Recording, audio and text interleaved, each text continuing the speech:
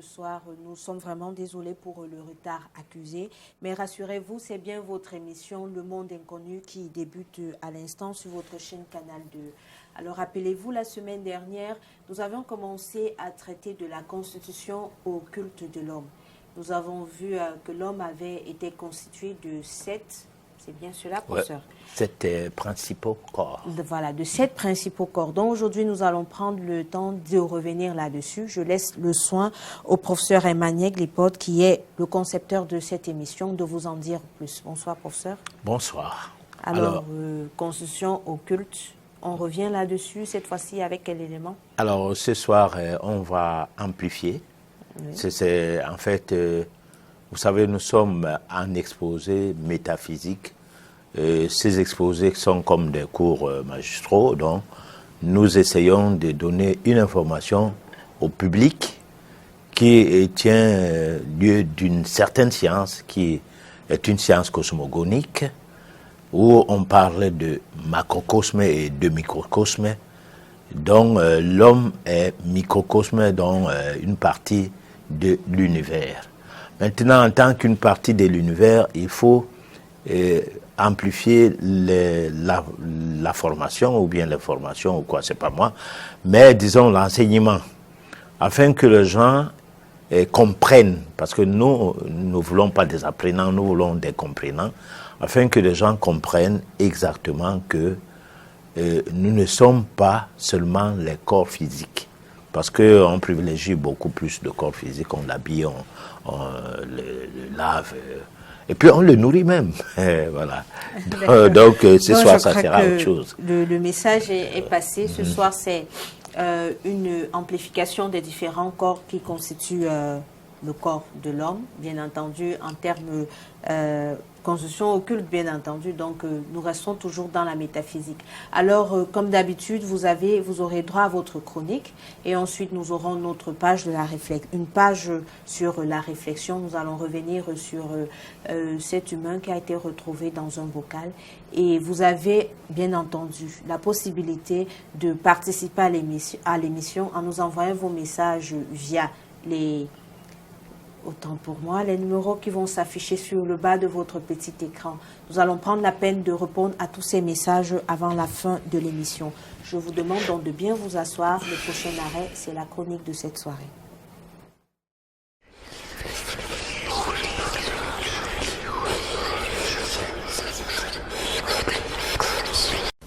La constitution occulte de l'homme. L'homme est constitué par 7 principes qui peuvent être ramenés à 3. Le corps, l'âme et l'esprit. Le corps constitue notre vêtement transitoire formé par la terre et ses produits. Il n'est rien par lui-même. Sans la vie qui lui est donnée par l'âme, il cesse d'exister comme principe animé et retourne à ses origines, la matière physique. L'âme, autrement appelé chez les hindous Kama, il est bien appelé aussi la vie chez les Rose-Croix et entre autres est communément appelé par les occultistes de toutes les écoles contemporaines le corps astral. Le corps astral est le principe qui donne la vie et qui anime le corps matériel ou physique. Il apporte en nous la vie de l'univers qui circule dans les astres. Il est le siège de la passion ou des sentiments bons ou mauvais. Seul sans la spiritualité qui lui est insufflée par l'esprit latent, il est égoïste et représente le moi dans toute sa force et donne une bonté, une noblesse plus ou moins grande selon la capacité de l'esprit qu'il est capable de véhiculer. L'esprit, autrement appelé Atama chez les hindous, est également le corps spirituel des occultistes contemporains car il reflète en nous de l'absolu siège de l'inspiration et de l'amour. À peine développé dans la race humaine actuelle, il est le seul éternel, émanant du divin, il retourne au divin. Cet esprit ne nous est pas personnel, il est le même en tous, plus ou moins latent. Il est l'homme collectif, la forme archétype. En résumé, le corps est la nature de l'homme, l'âme est l'univers dans l'homme et l'esprit est Dieu dans l'homme. Cette constitution de l'homme est universellement reconnue. Nous la trouvons dans Saint Paul, la Bible chrétienne, et reste aujourd'hui la base de l'ésotérisme. Quoiqu'en réalité, ces éléments ou principes doivent être subdivisés. Le corps se subdivise en deux parties. On va voir donc le corps grossier et le doublet éthérique. Il y a l'âme qui s'est subdivisée en trois parties. Le corps astral, le corps mental, le corps causal. Tout ça, nous sommes sur le plan astral et puis le plan mental. Et l'esprit se divise aussi en deux, âme spirituelle et esprit divin. Cette dernière classification est employée et étudiée dans les écoles supérieures de l'occultisme, donc en métaphysique. Elle a été transmise à l'Occident par une grande initiée, Elena P. Blavatsky, missionnée par les centres d'adeptes pour soulever un coin du voile recouvrant d'immémorables connaissances. Voici la nomenclature de ces principes de l'homme et leurs correspondances sur les 5 premiers plans selon la théosophie occidentale. 1. Corps physique. 2. Corps éthérique. Tout cela se retrouve sur le plan physique. 3. Corps astral, plan astral. 4. Corps mental. Et 5. Corps causal, tous les deux plans mental. Nous entrons au plan de l'intuition bouddhique. Nous trouvons le 6e principe, âme spirituelle. Et enfin, le 7e principe divin, plan spirituel, Atma. Nous pouvons les représenter par un triangle surmontant un carré. Le triangle représente l'ego, l'individualité, l'homme véritable et immortel. Le carreau représente le véhicule transitoire de l'ego. La personnalité, les 4 principes inférieurs. Ces principes, après la mort de l'homme, retournent à leur état de matière en se décomposant dans le même plan respectif. Alors, nous voici de retour sur notre plateau Le Monde Inconnu. Alors, pour ça, moi, j'aimerais qu'on puisse faire d'abord pour permettre à nos téléspectateurs de mieux comprendre une correspondance entre corps, âme et esprit et les 7 principaux corps que nous avons vus à l'édition précédente. Bon, disons, le corps âme, corps esprit et corps physique, c'est ce qui est grosso modo, c'est ce qui est connu de beaucoup de gens. Et même dans certaines religions, on en parle. Les chrétiens en savent quelque chose parce que la Bible en parle aussi. Alors maintenant, si on en parle, il faut revenir sur les différentes parties du corps, comme tu le demandes bien en relativisant ces 3 grands groupes. Alors, nous constatons que le corps physique et le corps éthérique, donc doublet éthérique, font partie d'un corps et d'un sous-corps. C'est comme pour dire que c'est à partir du corps physique que corps de la doublée éthérique que le corps physique est accroché. C'est ce qui fait que à la mort d'un individu, c'est la doublée éthérique qui se balade vers des amis et on a l'impression que la personne est en train de partir dire au revoir à des siens. Longtemps, quand il existait l'amour du prochain entre les hommes, parce qu'aujourd'hui c'est l'amour d'intérêt, bon, quand quelqu'un décédait, et vous pouvez mourir d'accident ou même mourir normalement, et quelque part, vos amis vous perçoivent comme si vous êtes venu entrer à la maison. Là, la manifestation se fait de manière physique, mais malheureusement, vous n'arrivez pas à communiquer avec ces gens. Et qu'est-ce qui se passe? La personne s'étonne que, mais attends, mais quel a été ce signe? C'est comme si Laure Agathe était là, mais elle est passée par où? Bon, alors là, du coup, la nouvelle vient peut-être, bon, il n'y avait pas le téléphone avant, mais quelqu'un qui passe par là dit que je suis arrivé là pour vous annoncer le décès de tel. Alors c'est la double éthérique de notre corps qui va donc se mettre à se balader à gauche, à droite. Bon, maintenant, il y a le corps astral, le corps mental et le corps causal. Là, entrer en jeu de manière manifeste ou alors de manière manifestée, l'esprit. Bon, parce qu'il faut un lien entre le corps physique et l'âme. Alors, de manière manifestée l'esprit, comment? C'est parce que là, c'est le lieu de dire que l'âme est du corps astral. Et l'esprit va donc permettre à ce que l'âme s'entremêle avec le corps physique, la double éthérique et autres. Bon, vient donc après le corps bouddhique et le corps atmique, qui est le corps de la gloire, qui font partie d'une dimension supérieure. Alors ça va faire dans cette partie du corps, mais tout cela n'a pas de sens pour le commun des mortels, parce que il faut reconnaître que le commun des mortels s'intéresse au corps physique. Dans l'exposé ou bien dans ce que nous proposons au cours de ces éditions parlant du monde inconnu, le mystère qui est dans notre vie consiste donc à essayer de comprendre, essayer de savoir comment fonctionnent ces corps, ou alors comment nous sommes constitués, afin que nous sachions exactement quelles sont nos obligations et nos devoirs sur le plan spirituel et sur le plan divin.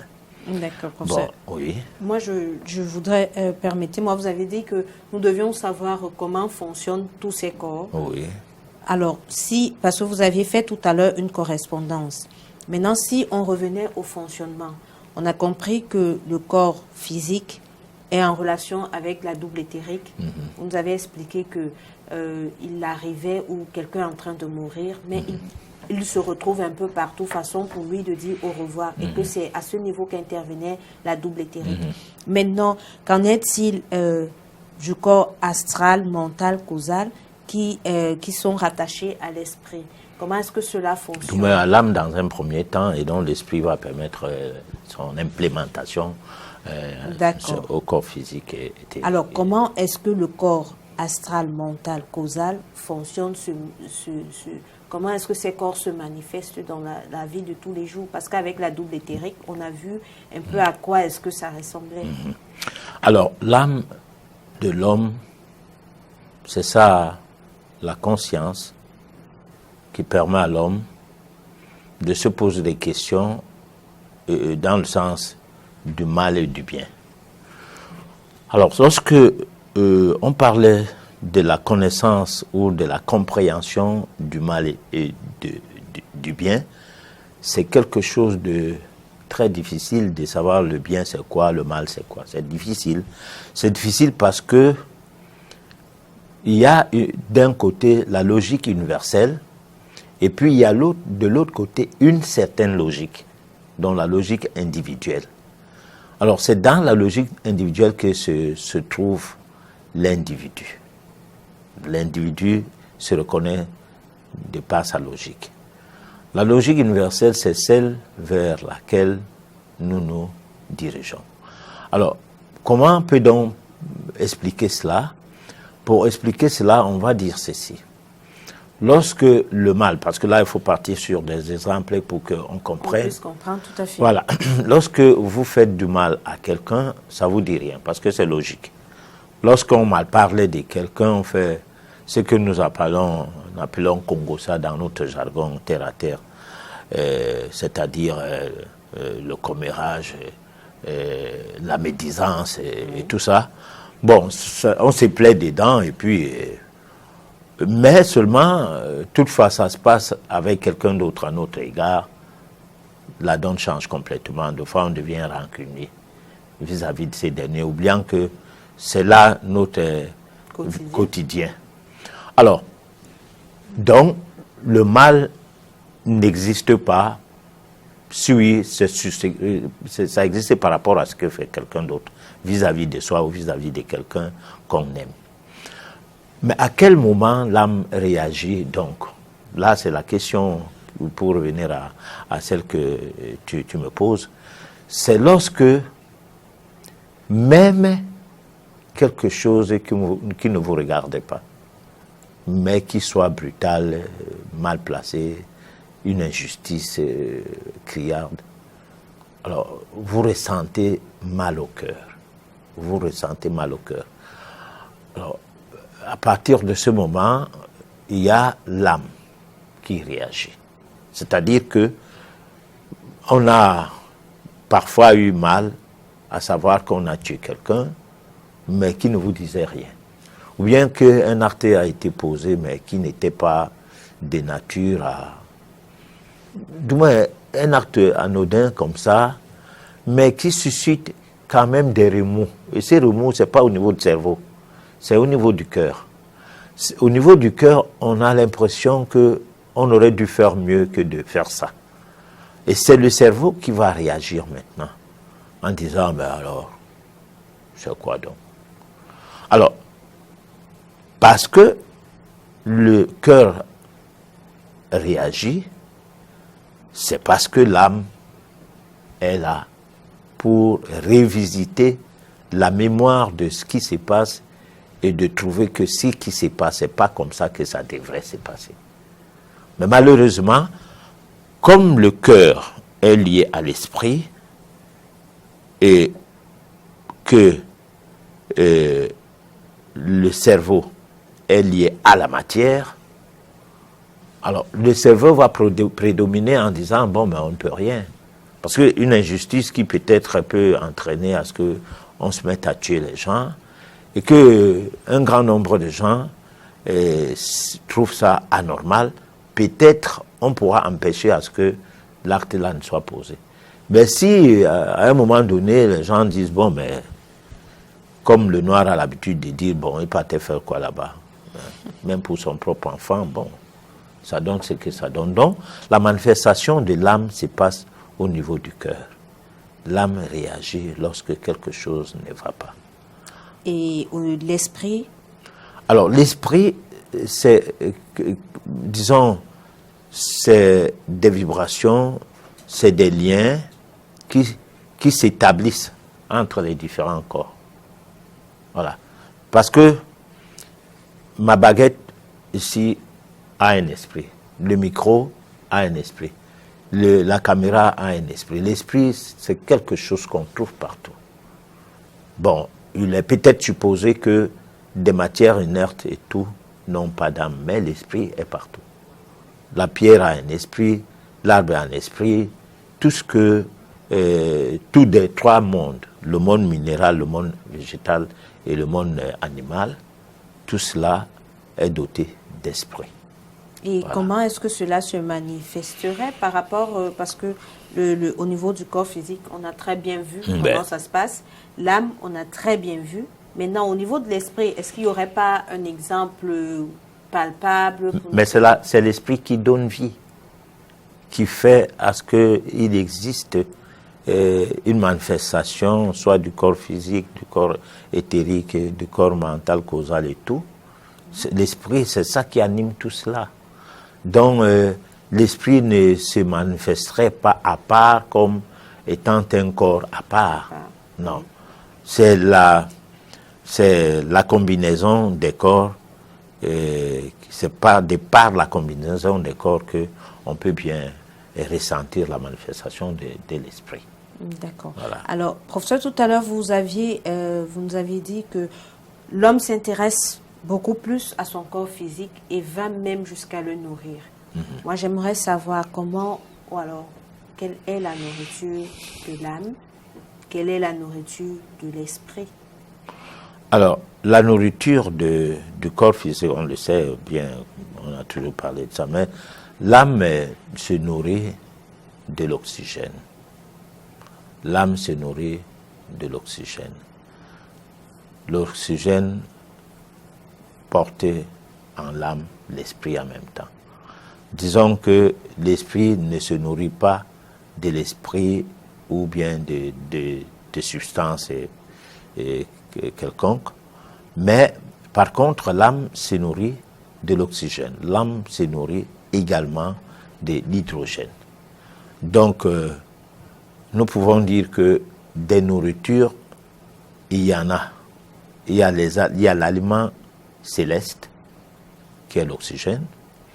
Il y a l'aliment neutre qui est l'hydrogène et l'aliment négatif qui est le nutriment. Bon, maintenant, lorsque on veut nourrir son âme, on va le nourrir avec l'aliment céleste. Et dans l'aliment céleste, il y a plein de vibrations dotées d'esprit positif qui permet donc à ce que l'âme se nourrisse et s'élève. D'accord. Voilà. Alors, est-ce que les actes que nous posons tous les jours ne pourraient pas, à un moment, heurter cette âme-là qui nous donne la possibilité de discerner le mal et le bien? Disons que l'âme n'existe pas pour le commun des mortels. L'âme est inexistante. C'est ce qui fait que nous nous posons la question de savoir c'est quoi le mal, c'est quoi le bien. Et c'est ce qui fait que c'est ce qui fait à ce que moi je pense que nous ne savons même pas si ce que nous faisons est bien ou si ce que nous faisons est mal. Nous pensons tout simplement que tout ce que nous faisons est bien. Parce que si quelqu'un boit de la bière, il trouve que c'est bien. S'il mange du n'importe quoi sous prétexte que c'est de la vraie nourriture, sans toutefois avoir même l'idée à se poser la question que est-ce que cette nourriture nourrit quoi, ou je me nourris comment même. Bon, alors à partir de là, il se sent fier du fait d'avoir les moyens de sa politique de manger tout ce qui est bon pour le palais, quand bien même ça va lui rendre malade. Il y a même des gens, pendant qu'il est malade, on lui prescrit un régime alimentaire et boycotte. Et il quitte le régime alimentaire, il quitte des prescriptions de médecine alternative qui est basée plus sur des conseils pour tomber plutôt sur des médicaments qui sont en même temps des produits artificiels et nocifs. Bon, qui alimentent davantage sa maladie et rend celle-ci chronique. Alors, quel que soit ce qu'on peut lui expliquer derrière tout cela, il va continuer dans la logique qu'il mange, il meurt, qu'il ne mange pas, il va mourir. Donc, quitte à manger maintenant, parce que c'est tout ce qu'il restait avec en mourant. Tout ce qu'il aura fait sur la terre va rester, c'est la nourriture qu'il aurait mangée, qui est sa part. Voilà. D'accord, professeur. Alors moi, j'ai une autre question avant de passer à la réflexion de la soirée. Dans la chronique que nous avons suivie tout à l'heure, on fait allusion beaucoup plus aux écoles occidentales. Alors moi, j'aimerais savoir, est-ce que la construction occulte de l'homme n'est que l'apanage des Occidentaux, ou alors est-ce que chez nous en Afrique... Des Orientaux. Des Occidentaux, parce que dans la chronique que vous avez présentée, on a cité plusieurs fois des écoles occidentales. Mais non, chez nous, en Afrique, dans l'école initiatique en Afrique, est-ce que la construction occulte ne serait pas un sujet qu'on maîtrise dans nos écoles initiatiques africaines? Alors, moi, je pense que l'Africain comprend ces choses mieux que quiconque. Parce que les voyages astro sont plus maîtrisés en Afrique qu'ailleurs. En dehors de l'Afrique, il y a l'Asie qui voyage, qui reconnaît ces voyages. Sauf que l'Africain d'aujourd'hui est en déphasage total avec son passé, a perdu son identité et culturellement, l'Africain d'aujourd'hui n'existe plus. Parce que quand on a l'impression qu'il faut prier pour que Dieu écoute et vous le débarrassez des difficultés que vous avez dans la vie, on a pris son âme, on a gardé, on a mis de côté.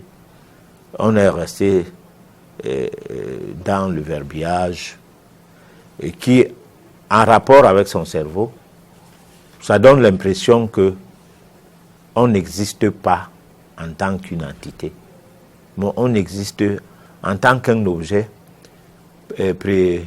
préposé ou préparé par une certaine dictée de son environnement. Bon, par exemple, on vous dit Jésus-Christ est mort pour vous sauver. Bon, ça devient une dictée de votre environnement et puis vous l'acceptez comme ça. Et là, vous mettez totalement de côté la spiritualisation de votre être. Et là, à partir de là, il est difficile que vous évoluez spirituellement pour entrer dans un schéma ou bien dans un registre de quelqu'un qui plus tard va franchir les caps qui lui permettraient de diviniser son être. D'accord, on va revenir avec les questions tout à l'heure, mais je voudrais vous proposer la réflexion de ce soir. Il s'agit en fait d'un phénomène qui apparemment jusqu'ici n'a pas pu trouver d'explication. Je ne vais pas vous en dire plus, je vous laisse découvrir et on se retrouve juste après. Un homme contenu dans une boîte de mayonnaise, petit modèle au quartier Kounou. La nouvelle a circulé comme une traînée de poudre. En un temps record, le marché de Kounou est pris d'assaut par une foule de curieux surexcités. Également bien attentifs à cette histoire rocambolesque, digne des contes des mille et une nuits, les Asiatiques venus voir de leurs propres yeux ce qu'ils ont entendu. Un homme aux formes matures, mais miniaturisé, baigne dans un liquide contenu dans une boîte de mayonnaise. La plus petite, s'il vous plaît. À la grande stupéfaction de tous, la découverte extraordinaire a trempé les populations dans une vive émotion. Face à cette situation, chacun y va de son analyse.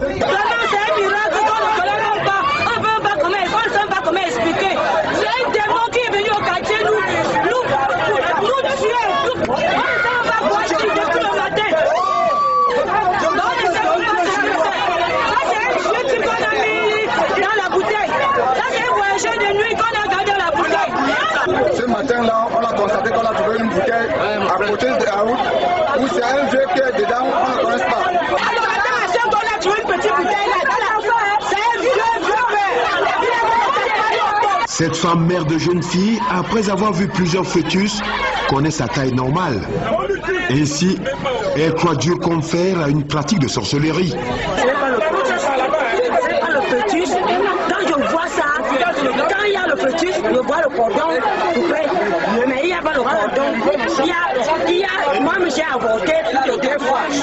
Et mes filles là-bas avorté.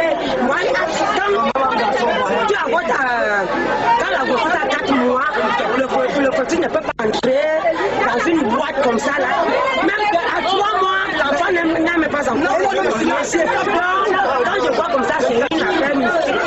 Un monsieur, on dirait un enfant qu'on a avorté. Mais ça, c'est un grand-père. On retrouve c'est un grand-père qui a les cheveux, les cicatrices partout. Et les noyaux. Hein? On voit cette fois. Un grand-père qui est conçu dans une boîte. Le boîte, et ça, il est tout nu. Il est tout nu. Qu'on a pas de nez. On a voulu brûler. La police est venue prendre. On va brûler. Les populations avaient un seul objectif, brûler le contenu de la boîte pour être sûr que le sorcier entre guillemets est détruit éternellement. Mais hélas, le chef du quartier dans l'exercice de ses fonctions a fait appel au commissariat de la zone, celui du 14e arrondissement. Sortir cette boîte du quartier pour le commissariat n'aura pas été chose aisée pour ces policiers face à l'hostilité de la foule.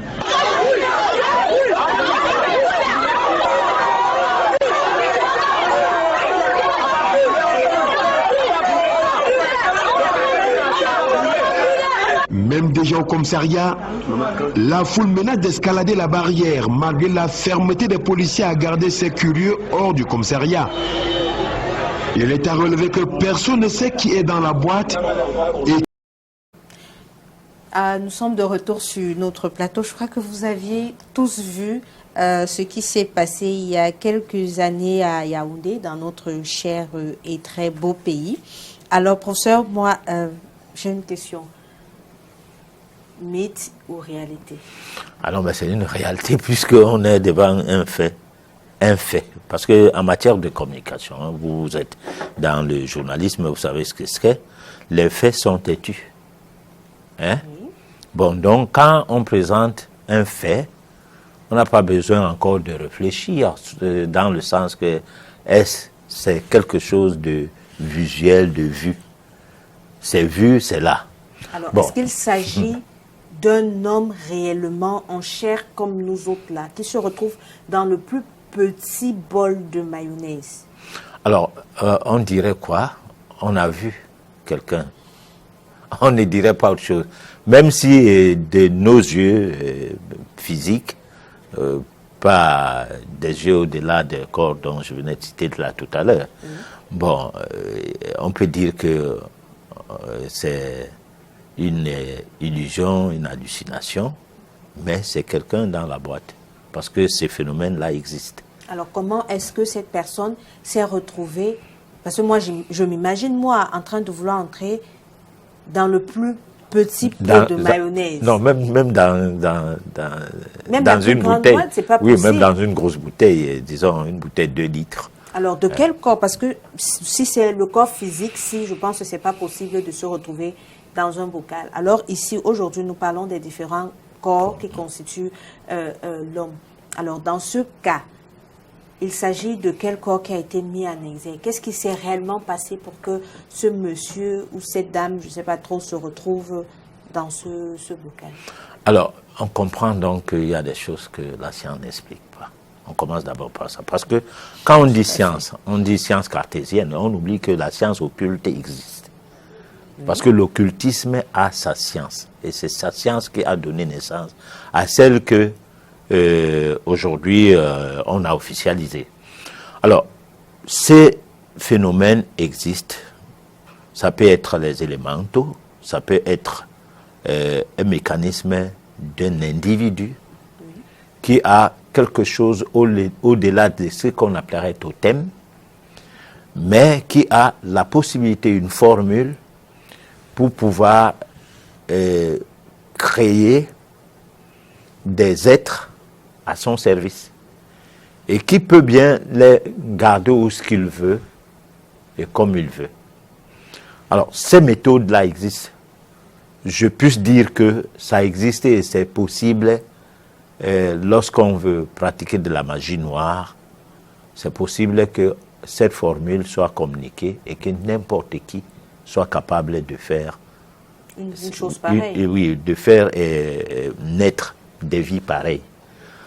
Vous pouvez avoir des petits bonhommes qui sont à peine la taille de 15 à 20 cm que vous déposez sur vos mains, sur votre main, que vous nourrissez avec du sang, mais qui ont une corpulence normale que si c'est une femme normale, si c'est un homme, c'est un homme normal.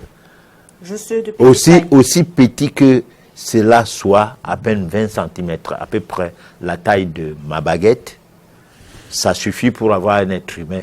Et lequel être humain entre partout pour vous rapporter tout ce dont vous avez besoin. Vous avez besoin d'argent, il va dans une banque, il prend de l'argent, il vient vous donner. Vous avez besoin de faire n'importe quelle opération. Parce que c'est ces pratiques-là qui tiennent le monde. Ce n'est pas les pratiques de prions Dieu, Jésus-Christ est mort pour nous sauver, ou bien Allah est avec nous. Non. Parce que derrière ces mouvements même, c'est ces pratiques-là qui font à ce que beaucoup de gens courent vers ces mouvements. Et pour juste subir un mécanisme dont un rangueur de foule se trouve devant vous et de fois se vante qu'il est le représentant de Dieu.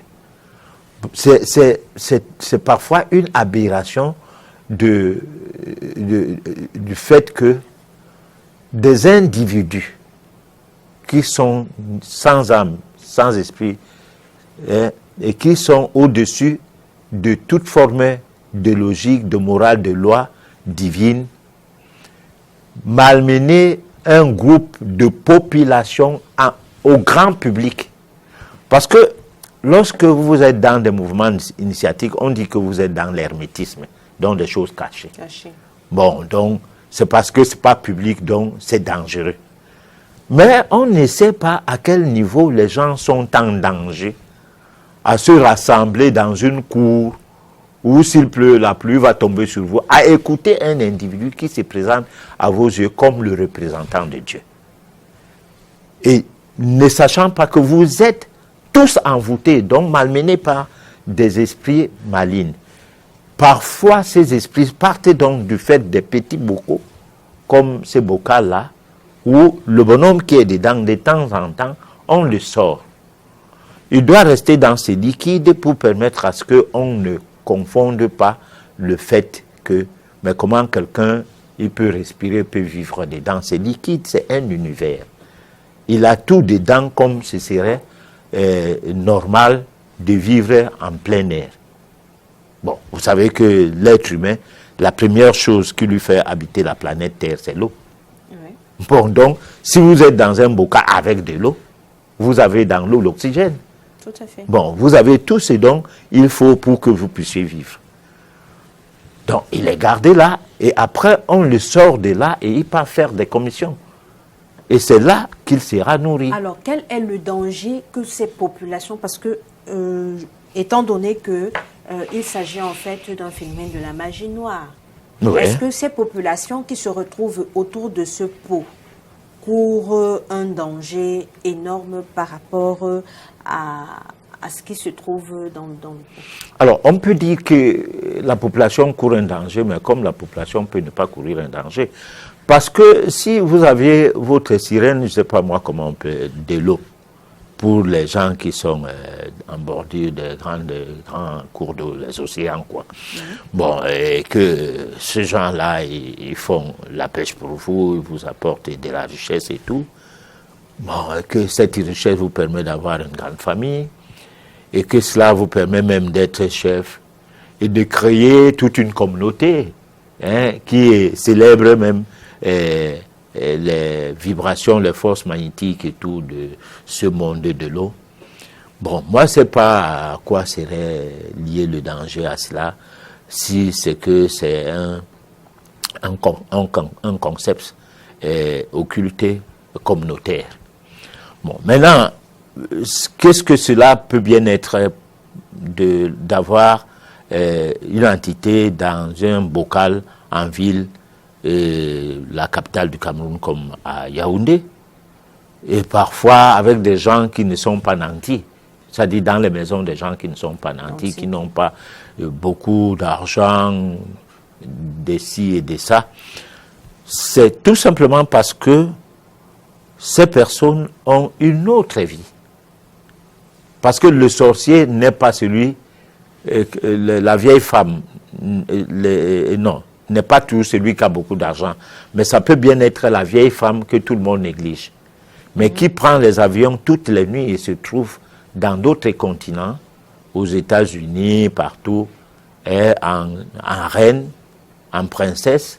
Mais effectivement, pour ça, plus qu'on en parle, moi, j'aimerais savoir, est-ce que, parce que tout à l'heure, vous avez dit qu'il pourrait s'agir d'une entité qu'on a appelée, qui est au service de son maître. Oui. Mais est-ce qu'il n'y a pas une possibilité que ce soit le maître lui-même?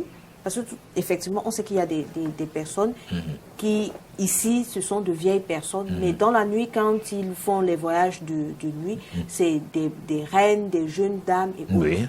Est-ce que ça... Avec des avions sophistiqués et des pilotes. Ultra modernes. Oui.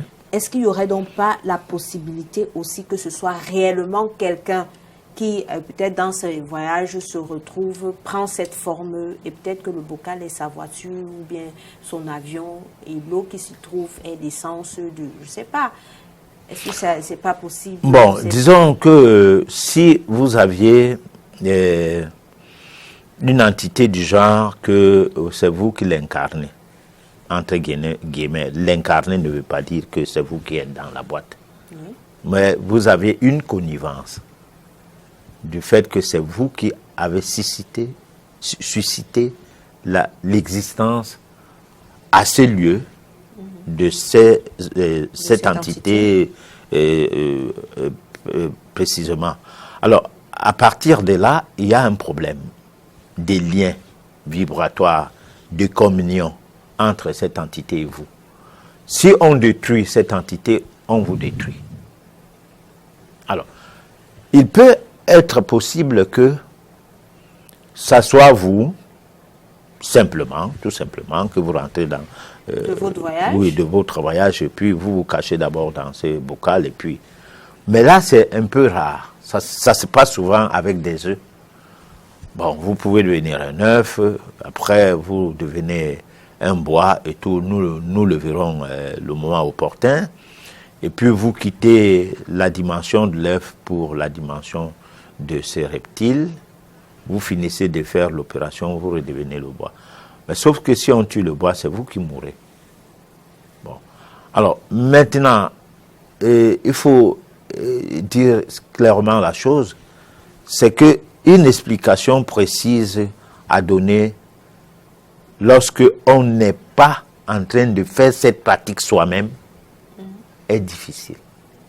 Je ne peux pas, moi, personnellement, vous dire comment on peut devenir un reptile, un bois, partant d'un œuf. Puisque je n'ai pas encore essayé de faire ça. D'accord. Voilà. Mais cependant, je sais qu'il existe des formules qui permettent à ce qu'on en arrive là. Que je n'ai pas expérimenté, mais que je peux bien connaître. Bon, et il existe des formules qui font à ce que vous ayez des entités et que vous pouvez les avoir pour des missions précises. Mais moi, je ne suis pas intéressé par ces formules, mais je peux bien les connaître. Mais ça ne m'intéresse pas. Pourquoi? Parce que je ne pense pas que cela, comme on parlait tout à l'heure, du mal et du bien. Et surtout que lors d'une des éditions, nous avons parlé du désir et du besoin. Alors, qu'est-ce qu'on doit satisfaire? Les désirs ou bien les besoins? Moi, je dis il faut satisfaire les besoins. Parce que les besoins sont innés à nous. Besoin de manger, besoin de dormir, besoin de s'habiller, besoin de se spiritualiser, donc de s'élever, d'être un homme affranchi et de ne plus avoir d'intermédiaire entre quiconque et nous, du moins entre Dieu par quiconque. Hein? D'être face à Dieu nous-mêmes. Ces besoins-là, c'est un besoin de s'élever, de se spiritualiser. Bon, donc c'est ces besoins-là qu'on doit privilégier. Mais on ne doit pas privilégier d'avoir les biens matériels uniquement, d'avoir ci, d'avoir ça, et d'oublier que ça, ce n'est pas des besoins. Nous avons plutôt là transgressé la marche normale de la loi divine. Dans je vais dire le phénomène, donc bref, la réflexion de ce soir, on s'est rendu compte que la population demandait à ce que le bocal et son habitant soient brûlés. Alors, quel serait l'impact? Est-ce qu'il y aurait vraiment possibilité, déjà, est-ce que ça serait possible d'ouvrir peut-être le bocal et de brûler, ou alors est-ce que ce serait impossible d'enflammer le bocal tout entier? On pouvait enflammer le bocal sans l'ouvrir. Oui. Faire un feu, le laisser dedans et s'exploser, c'est tout. Bon, mais on peut aussi brûler quelque chose sans brûler ça. C'est-à-dire tout le monde voit que c'est brûlé, mais c'est pas brûlé, ça réapparaît. Parce que les 4 éléments dont il est question souvent dans notre émission, le feu, l'air, l'eau et la terre, doivent être utilisés pour pouvoir faire fonctionner du moins un mécanisme de destruction. Si le feu peut être opposé, je ne sais pas moi, à l'eau, par exemple, où l'eau est opposée au feu, alors par extrapolation, en utilisant quelque chose qui est ami à ce qui se passe, on va exploser la bouteille, le flacon en question, ou le bocal en question, ça va se retrouver ailleurs normalement. Donc il faut que cela soit étudié. C'est là où il faut un scanner occulte, donc un bon voyant, pour qu'on voie à peu près comment la situation, du moins comment cela s'est rendu possible. Parce que, prenons par exemple quelqu'un qui vient, il plante les oignons. Les oignons sont les petits herbes qui poussent souvent. Bon, il plante ça. Et puis après, une tierce personne vient dire qu'il va déterrer ça. Alors, en déterrant ça, il peut s'avérer que il n'a rien fait. quelque temps après, on voit encore pousser ces oignons alors qu'on avait tout enlevé. Donc, il y a des mécanismes qui permettent de ne pas de détruire ce genre de magie, de force et tout. C'est comme on peut mettre des choses au plafond, dans un plafond d'une maison. Bon, vous prenez quelqu'un qui dit qu'il fait le ngrimba d'un genre, ou bien l'église, on monte au plafond, on enlève les bouteilles avec des cordes rouges et des choses dedans, des photos des gens et tout. On descend avec, on part, on brûle. Mais vous revenez, vous retrouvez ces choses sur le plafond. Alors, mais professeur, dans ce cas, s'il fallait brûler le flacon, est-ce qu'il était juste question d'allumer un feu dans ce cas, selon vous? Alors là, mais je ne peux pas dire qu'il fallait brûler ou il ne fallait pas brûler. Je pense que le commun des mortels pense que quand quelqu'un a volé, il faut le brûler. Quand il y a un feu de bois, un bois dans la maison, dans la concession, si on réussit à le tuer, il faut le brûler. Parce qu'on estime que le feu est au-dessus de tout, donc on va réussir à effacer tout ce qui s'est passé grâce au feu. Mais sauf que vous pouvez brûler quelque chose, la cendre que vous n'avez pas pu ramasser, collecter, peut-être déposer dans l'eau, quelque part, un coup d'eau ou quoi.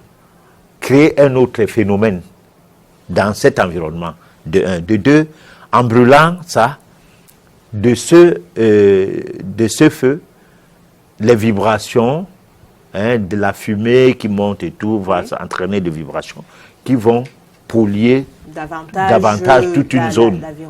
Bon, avec des particules vibratoires partant de ce bocal en des petites substances et tout, ça va affecter cette zone.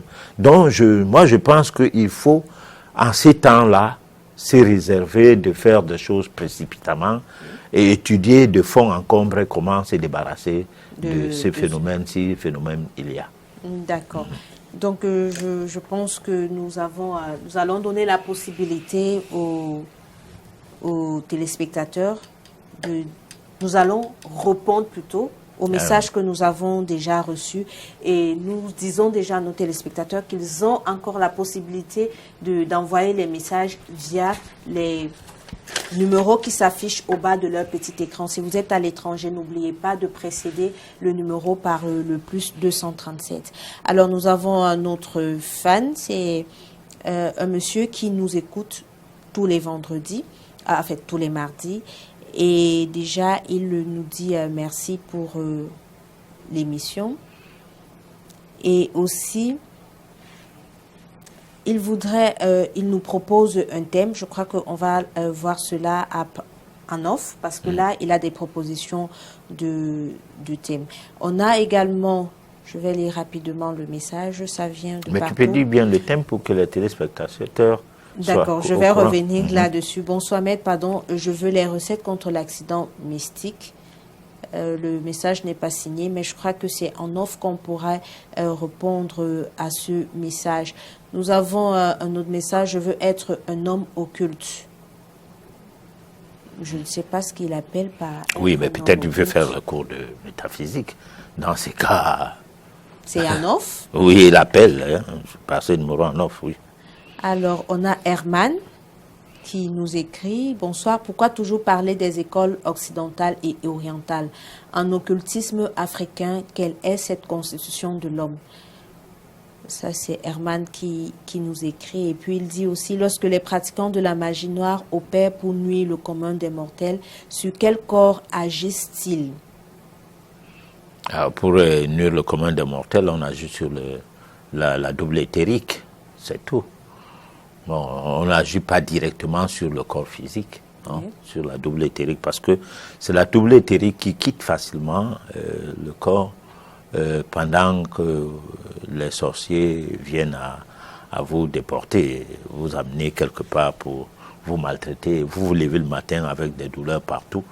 Parfois, on vous met quelque part sur un caniveau, du moins comme un pont ou une planche sur un caniveau, et puis il passe sur vous toute la nuit. C'est toi qui les sers de planche. Bon, pour traverser le caniveau, et puis le matin, tu as le corps cassé partout. Mais professeur, moi j'ai une question par rapport à cet exemple-là. Vous dites c'est la double éthérique qu'on utilise quand on veut agir sur vous, en fait, dans le cas de la magie noire. Comment est-ce que dans la sorcellerie, dans la sorcellerie, voilà. Comment est-ce que ça se matérialise, puisque vous n'êtes pas là, vous êtes peut-être chez vous, mais ils font comment? Ils utilisent une photo. Bon, eux-mêmes ils sont pas là, ils sont chez eux, ils dorment. Mais parce que le corps physique n'a pas de sens.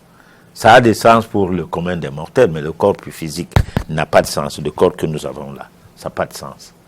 Alors donc, nous devons faire attention parce que nous accordons trop d'importance à ces corps. Mais le véritable corps, c'est le corps, c'est les autres parties du corps. Bon, ça s'explique comment. Je l'ai toujours dit. J'ai dit quand l'enfant naît et qu'il n'a pas respiré, c'est un mort-né. C'est pas un bébé là-bas. Alors, mais qu'est-ce qui fait respirer? C'est l'énergie vitale. L'énergie vitale, c'est quoi? C'est l'entrée, la pénétration de tous les autres corps en soi. Hein? Donc, c'est à partir de là que le corps devient un corps animé.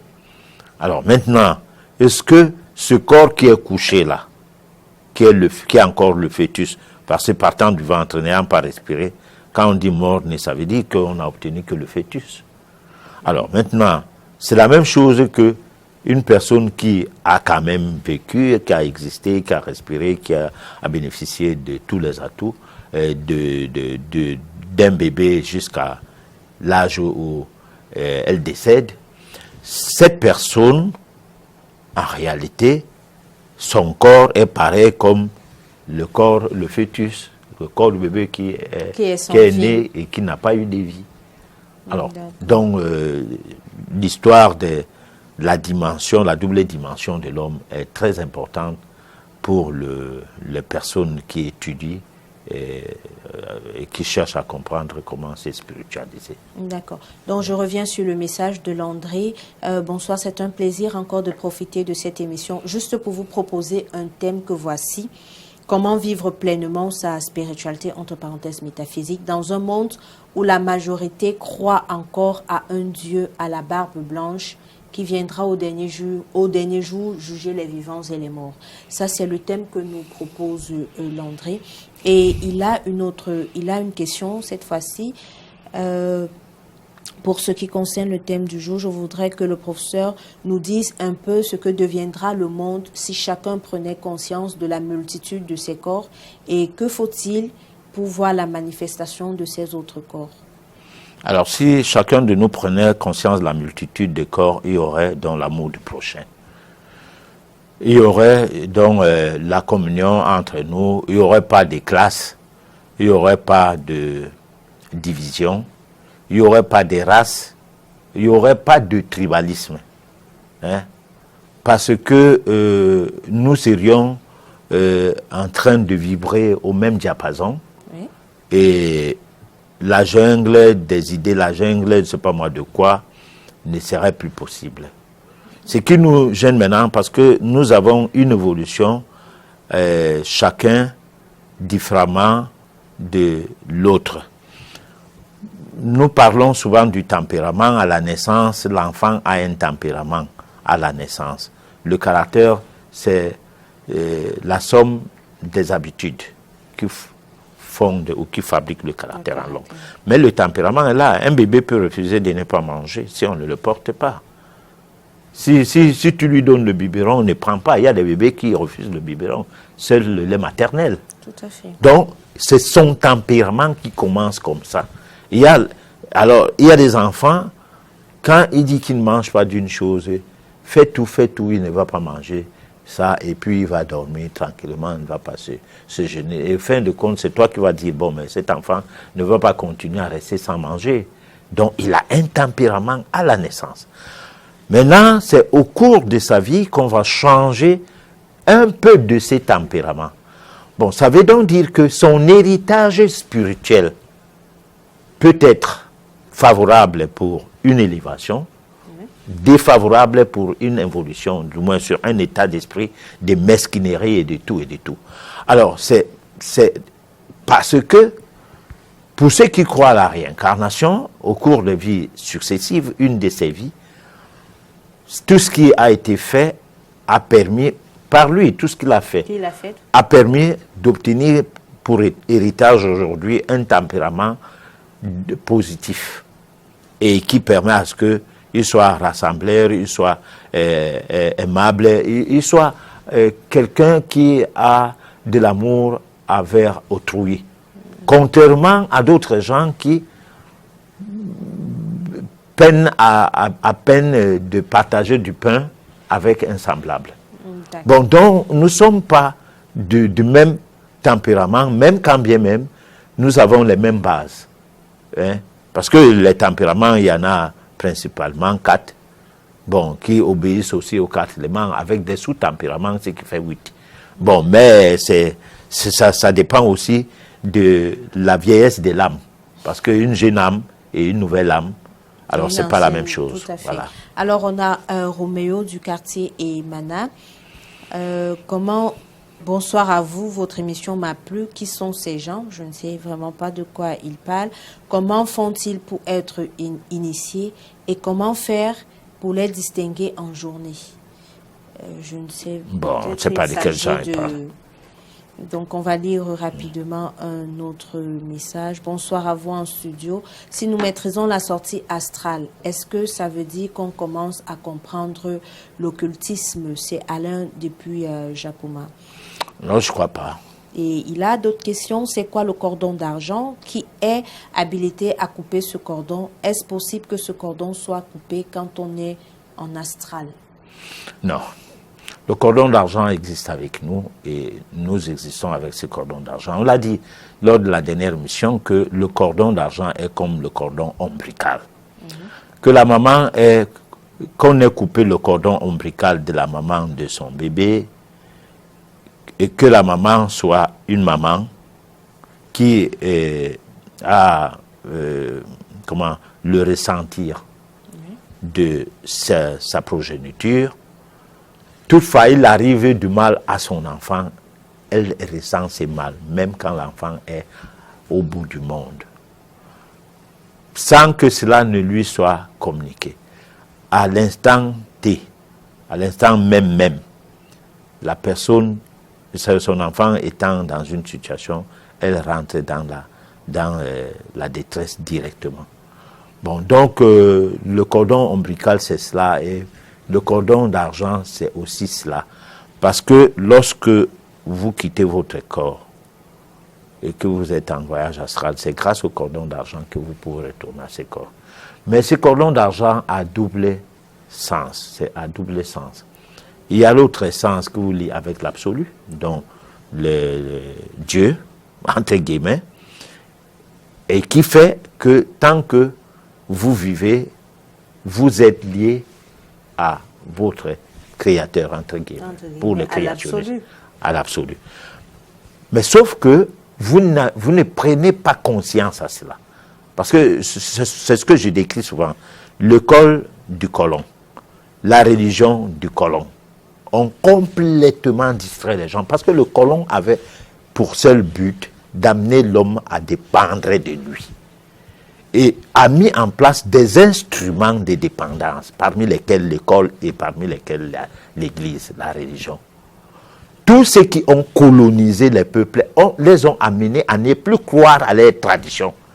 Et tous les colonisés ont abandonné leurs traditions pour s'affilier à la tradition ou alors au concept du colon ou des dominateurs. Alors, à partir de là, le cas de l'Afrique, parce que le bonhomme qui a posé la question de savoir quel est le fonctionnement de l'Afrique dans le domaine occulte. Nous ne pouvons pas partir sur la base de fonctionnement de l'occulte, c'est basant sur l'Afrique, parce que même les travaux de Cheikh Anta Diop et tout n'ont pas amené les Africains à se spiritualiser. Donc nous prenons des exemples qui partent sur des peuples qui sont restés, malgré que ces peuples aient été colonisés, je parlais des peuples de l'Asie, sont restés sur leur culture. Alors, nous prenons donc l'appui sur ces peuples-là pour rappeler aux Africains que cherchez vos voix, elles sont là quelque part. Parce que si je veux parler des bases occultes en Bassa, moi je suis Bantou, Bassa du Cameroun, il sera très difficile que ça soit que ça ne soit pas compromettant. Tout à fait. Bon. Il faut trouver un langage, parce qu'il y a des choses que je ne peux pas expliquer à ma langue, mais qui s'expliquent à ma langue. Il faut trouver un langage déjà même pour les gens de ton village, qui sont totalement distraits du fait que Jésus-Christ est mort pour les sauver. Hein? Et à les amener à ne plus croire à ça, c'est impossible. Voilà. Donc, il faut tomber sur une situation neutre. On va prendre rapidement une toute dernière question. C'est la question nous vient du Burkina Faso. Bonsoir, je suis en face de la télé. Je voulais demander, est-ce qu'un génie peut donner un pouvoir à un homme sans rien attendre en retour? Non. Toutes ces entités qu'on a là, on les nourrit, parfois du sang. D'accord. Alors, le monsieur dans la boîte, est-il une forme de génie, ou un petit homme, ou alors serait-il un homme qui, après être sorti de ces différents corps, a été capturé? Le message n'est malheureusement pas signé. Non, mais moi, je pense que ce monsieur n'est pas un homme qui serait sorti de ces différents corps et qui serait capturé. Non, c'est quelqu'un dont on n'a pas trouvé la boîte en route. Oui. On a trouvé ça chez quelqu'un, même si ce quelqu'un-là n'a pas été identifié. Voilà. D'accord. Donc, nous sommes déjà arrivés à la fin de notre émission. Rassurez-vous, nous allons prendre la peine de répondre à vos messages au cours de la semaine. Vous aurez des réponses à vos messages. N'hésitez pas pour oui, surtout pour ceux qui n'ont pas eu de réponses au cours de l'édition. Tout à fait, parce que les messages, on en a eu tellement. Et ils continuent à envoyer les messages. Nous allons faire les efforts pour que vous puissiez avoir des réponses en semaine. Alors, professeur, un dernier mot pour clôturer. Alors, dernier mot, c'est qu'on va faire la suite. On va faire la 3e édition avec cette histoire de la constitution occulte de l'homme pour apporter plus de réponses, peut-être africaines alors, cette fois-là. D'accord. Ouais. Donc, on se donne rendez-vous mardi prochain quand il sera 23h30 sur votre chaîne Canal 2. Merci de nous avoir prêté votre attention et bonne soirée à vous.